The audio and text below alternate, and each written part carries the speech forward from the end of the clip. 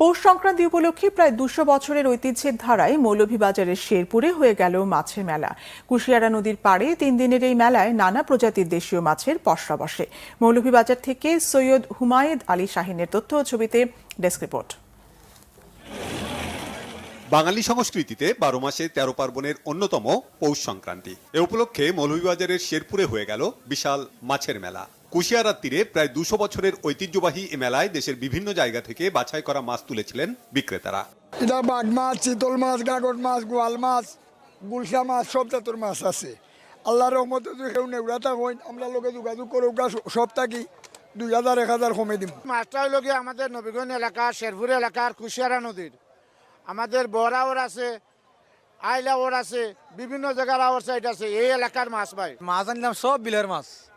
এই আমরা মুক্তারপুরের মাছ, এটারে কয় আখালুকিয়া ওর। ১২ লাখ টাকার মাছ আনছি আপনার, অলরেডি আমরা ৪-৫ লাখ টাকা বেচছি আপনার। আল্লাহ রকম বাজার ভালোই আছে, আনছিলাম প্রায় ৬০-৭০ টাকার মাছ, প্রায় ৫০,০০০ টাকার মতো বেচা কিনে করে নিচ্ছি। কুশিয়ারা নদীর মাছ আনি, সুরমা নদীর মাছ আনি, আখালুকির মাছ আনি। ব্যাগট আছে, শীতল আছে, আইর আছে, বাঘ আছে, গোয়াল আছে, সবটা আছে।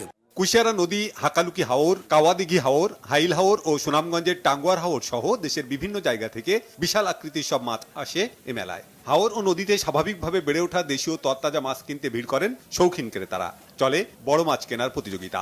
প্রতি বছরই আমরা এই মাছের মেলায় আমাদের ভাই বন্ধু বড় ভাই সবরে নিয়ে আমরা আসি। এটা আমরা লাগে একটা ঐতিহাসিক পাওয়া এবং ইনোর মাঝে আইলে অনেক ধরনের মাছ দেখা যায়। পাখি বিদেশ কিন্তু দেখা হয় না, ওই দেখার উদ্দেশ্যে আইছিলাম, মনে মনে ছিল যে সুবিধা পাই একটা নিব আর কি। মাশাআল্লাহ পর্যাপ্ত পরিমাণ মাছ উঠছে, মাছের দাম ন্যায্য আছে, মাছের দাম তেমন বেশি নাই। সুন্দর লাগের ঘুরাঘুরি করি আর পরে মাছ কিনবো।